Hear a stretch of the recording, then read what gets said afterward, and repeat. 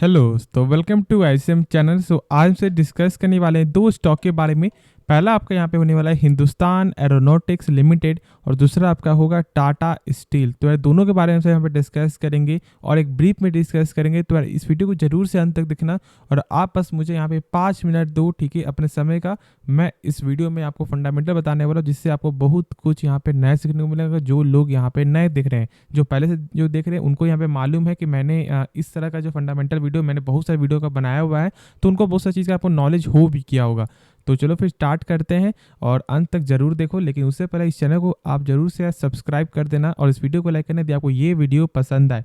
तो आपको डिस्कस करते हैं पहले एचएएल के बारे में। अब देखो आज जो लगभग आपको यहाँ पे 2.5% तक जो गेन आपको देखने को मिला है और मार्केट भी आपका, मैं बोल सकता हूँ कि आपका अप्स एंड डाउन देखने को मिल रहा था, यानी कि कभी निगेटिव कभी पॉजिटिव, इस तरह का मार्केट हमको हमेशा फिलहाल अभी देखने को मिल रहा है, ठीक है, अभी के हिसाब से। तो अब ये सरते आपको डाउट ये आता है कि जब यहाँ पे इस स्टॉक में आपका ओएफएस जो आपको अभी लगा, ठीक है, जो लगभग 24 तारीख को यहाँ पे खत्म होते हुए दिखाई दिया है, तो स्टॉक में उसके बाद भी यहाँ पे गेन क्यों हो रहा है? क्योंकि बहुत सारे स्टॉक जैसे यदि आप चेक करते हैं यहाँ पे आपका जो आईआरसीटीसी में, तो लगभग एक दिन गेन हुआ, फिर उसके बाद यहाँ पे लगातार ही अभी आपको प्रेशर में देखने को मिल रहा है। लेकिन ऐसा यहाँ पे क्यों नहीं है? देखो समझो यहाँ पे आईआरसीटीसी भी कोई खराब शेयर नहीं है, ठीक है। आपका हुआ क्या था कि आईआरसीटीसी में आपका एक जो बड़ा गेम आपको देखने को मिला था, यानी कि जो स्टॉक आपको, जो स्टॉक स्प्लिट के पहले जहाँ पे प्राइस था आपका 2000, उसे यहाँ पे बढ़ाकर आपको ले गया 6000 पे। तो उतना जब ज़्यादा यहाँ पे कोई खींच के लेके जाएगा तो फिर वो स्टॉक आपको टूट जाता है और वो स्टॉक यहाँ पे कमज़ोर हो जाता है। लेकिन यहाँ पे एचएएल के साथ ऐसा बिल्कुल भी नहीं है। लेकिन मैं अभी आपको एक राय यहाँ पे दूंगा क्या, कि जो लोग सोच रहे हैं ना कि यहाँ पे हम सब फ्रेश एंट्री ले, वो थोड़ा सा भी वेट कर सकते हो यदि शॉर्ट टर्म पर्पस है आपका, ठीक है। शॉर्ट टर्म पर्पस के लिए अभी आप वेट कर लो, क्योंकि देखो यहाँ पे कोई नहीं जान रहा है कि आपका क्या हो सकता है। और अब देखोगे तो आपका जब जब यहाँ पे कोई भी स्टॉक में आपका ओएफएस आपको आते हुए दिखाई दिया है, उस स्टॉक का यहाँ पे थोड़ा तो आपको जरूर कुछ ना शॉर्ट टर्म के लिए अप्स एंड डाउन देखने को मिला, यानी कि बहुत ज़्यादा यहाँ पे आपको डाउन चला जाता है। तो एक गोल्डन आपको यहाँ पे मिलेगा, ठीक है, बाई करने का। उस समय बाई करना, क्योंकि देखो एक बेहतरीन शेयर आप जानते हो कि हाल ही फिलहाल में एक बड़ा ऑर्डर भी आपको आते हुए दिखाई दिया और उसका नाम यहाँ पे STT40 है, जिसका एक बड़ा यहाँ पे ऑर्डर आया था, यानी 70 पीस आपका ऑर्डर आया था, ठीक है, STT40 का। जो एक हम ऐसा बोल सकते हैं कि ये एक आपका ट्रेनिंग एयरक्राफ्ट है और ये जो ऑर्डर आपका सरकार के द्वारा ही आते हुए दिखाई दिया, यानी कि डिफेंस मिनिस्ट्री के द्वारा ही आपका ऑर्डर आया था और जिसका वैल्यू आपका 6800 करोड़ आपको देखने को मिला था। तो ये सब यहाँ पे ऑर्डर आपको हमेशा आते हुए दिखाई देगा। लेकिन यदि आप इस कंपनी का थोड़ा सेल्स चेक करोगे तो यहाँ पे क्वार्टर भी कभी आपको देख रहे हो कि यहाँ पे आपको जो आपको 11,000 करोड़ से थोड़ा कम हो चुका, थोड़ा सा बढ़ जाता है। तो इस तरह का ही आपको यहाँ पे सेल्स आपको देखने को मिलेगा और यही चीज़ मैं यहाँ पे आपको समझाना चाह रहा हूँ कि देखो डिफेंस सेक्टर आपको ऐसा ही चलता है। लेकिन बाकी यदि आप देखो कुछ कंपनी का फंडामेंटल जो बेहतरीन है, जैसे कि इस कंपनी का जो ROC है वो यहाँ पे देखने को मिलता है 30% का। यानी कि जैसे कि मान लो कंपनी जब आपको अपने ऊपर जब 100 रुपया लगा रहा है, तो क्या यही 100 रुपया कंपनी का जो 1 साल बाद आपको बढ़ रहा है या फिर घट रहा है? तो यहाँ पे बढ़ते आपको दिखाई दे रहा है और जो है 30%, यानी कि कंपनी का 100 रुपया आपको हो जाता है 130 रुपया। लेकिन अब आप कैसे पहचानोगे कि ये जो 30% है या फिर उससे कम है, जो एक सही नंबर है? देखो किसी भी कंपनी कम से कम आपको 12% के ऊपर होना चाहिए, ROC भी और आपका ROE भी, ठीक है, और दोनों ही यहाँ पे आपको 12% के ऊपर जो है देखने को मिलता है। अब यदि इस कंपनी का थोड़ा कुछ और देखोगे, जैसे कि इसका टोटल जो एसेट है वो भी यहाँ पे आपको लगातार बढ़ते हुए दिखाई दे रहा है।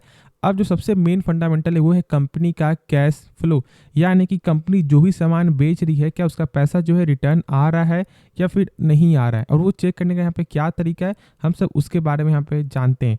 अब देखो यहाँ पे कैसे पहचानोगे, जैसे कि इस नंबर का देखो कितना है आपका 10,033 करोड़ ना, इस नंबर से कम होना चाहिए टोटल प्रॉफिट। तो यदि हमसे यहाँ पे चेक करें आपका, तो आपको देखने को कितना मिल रहा है 5,080 करोड़, यानी कि कंपनी का जो कैश फ्लो है वो आपका यहाँ पे पॉजिटिव है, ठीक है। क्योंकि देखो 10,000 से कम है ना, तो यहाँ पे कैश फ्लो आपका पॉजिटिव है। और मैं यही यहाँ पे समझाना चाह रहा हूँ, कंपनी जो फंडामेंटली बहुत ही स्ट्रांग कंपनी है और यहाँ पे कोई भी बड़ा गेम आपका होते हुए दिखाई नहीं दिया है। लेकिन शर्तें हम लोग दो चीज़ से यहाँ पे आपको सहे हुए हैं, आईआरसीटीसी, ठीक है, ऐसे स्टॉक जो फिलहाल इतना ज़्यादा भी आपको प्रेशर में देखने को मिलता है, जो बहुत ज़्यादा यहाँ पे स्टॉक रुक चुका है प्रेशर की वजह से, तो इसलिए हमसे यहाँ पे थोड़ा सा डर रहे हैं, ठीक है, थोड़ा सा पीछे हट घट रहे हैं, लेकिन आपको लॉन्ग टर्म के हिसाब से यदि आप बाई करने के लिए सोच रहे हो तो यहाँ पे 15% करके, नहीं तो 20% करके बाई कर सकते हो, और नहीं तो थोड़ा सा वेट कर लो, ठीक है, 4 से 5 दिन वेट कर लो, उसके बाद जरूर से बाई कर लेना। यही मेरा यहाँ पे राय होगा, और ये राय मेरा पर्सनल राय है, ठीक है, कोई भी कुछ भी इससे छेड़छाड़ नहीं है, ऐसा नहीं कि पैसा आपको डूब जाएगा, नहीं। यदि आपको ये कंपनी पसंद तो ही यहाँ पे आप इन्वेस्ट करना, वरना आप इसे अवॉइड भी करके चल सकते हो। जो मुझे यहाँ पे लगा है बस मैंने वही आपके साथ यहाँ पे शेयर किया है। तो चलो फिर नेक्स्ट स्टॉक के बारे में जो है डिस्कस करते हैं। तो अब हमसे बात करेंगे यहाँ पे टाटा स्टील के बारे में। अब देखो जो टाटा स्टील का जो लेवल आपका डाउन जाते हुए दिखाई दे रहा है, लेकिन आज आपका यहाँ पे एक फ्लैट ही बंद होते हुए आपको दिखाई दे रहा है। अब से यहाँ पे समझो, यहाँ पे देखो जेफरीज का भी ऐसा क्या मानना है, उनका भी यहाँ पे ये जो स्टॉक आपको जो है टॉप पिक में, यानी कि जो आपको मेटल सेक्टर का जो ये स्टॉक है आपको जेफरीज के आपको हिसाब से ये टॉप पिक देखने को मिलता है, यानी कि टाटा स्टील। अब देखो ऐसा क्यों है, क्योंकि देखो मैंने शुरू से बताया कि कंपनी का जो फंडामेंटल बहुत स्ट्रांग देखने को मिलता है, साथ साथ यहाँ पे आपको ये समझना है कि इसका जो सेक्टर है ना, ये सेक्टर आपको देखने को मिलता है मेटल सेक्टर, ठीक है। और यहाँ पे क्या होता है कि एक साल का जो रिटर्न है वो शायद आपको जो है 1 साल का जो रिटर्न है वो 5 साल में भी ना मिले, और जो 5 साल का जो रिटर्न है वो आपको 1 साल में ही मिल जाने की यहाँ पे कोई भी गारंटी नहीं है कि आप 1 साल में उतना पैसा कमा लोगे जो 5 साल में लोग नहीं कमा पाएंगे। और फिर ऐसा हो सकता है कि शायद आप जो है 1 साल कमाई क्या 5 साल में भी आप नहीं कमा पाओगे, ठीक है। दोनों चीज़ें यहाँ पर आपका पॉसिबिलिटीज, यानी कि पॉजिटिव भी है तो निगेटिव भी है। और इसलिए मैं बोलता हूँ कि जिसमें पेशेंस नहीं है वो इस स्टॉक से दूर रहें, क्योंकि यदि इसका थोड़ा चार्ट देख लो तो मैक्स टू मैक्स में कितना ज़्यादा यहाँ पे आपका वोलेटाइल देखने को मिल रहा है, कि कितना ज़्यादा अप्स एंड डाउन देखने को मिल रहा है। और यही चीज़ मैं यहाँ पे आपको समझाना चाह रहा हूँ। अब तो बहुत से लोग क्या करे होंगे ना, जैसे कि मान लो आपको यहाँ पे बाई किए होंगे, ठीक है, इतना ज़्यादा गिरावट हुआ, और ये जानते हो आपको 2008 में गिरावट देखने को मिला था, और उस समय जानते हो यहाँ पे क्या हुआ था। देखो फिर से यहाँ पे आपको ऊपर गया, फिर यहाँ पे मान लो बहुत से लोग बाई किए होंगे, फिर यहाँ पे सेल कर दिए होंगे। तो इसी तरह से ये स्टॉक आपको चलते हुए आपको दिखाई देता है और लोग यहाँ पे डर जाते हैं। तो पेशेंस आपको इस कदर का चाहिए, पेशेंस, तो ही यहाँ पे पैसा बना पाओगे। और अभी फिलहाल अभी थोड़ा प्रेशर देखने को मिला है, वो भी है चाइना के वजह से, ठीक है। तो हर तरह से यहाँ पे अभी आपका वोलेटाइल है, और हर तरह से अभी इसका यही एक संकेत है, वो है यहाँ पे इस कंपनी में अभी आपको होल्ड करके चलना है, यानी कि आपको बाई बिल्कुल भी अभी मत करो।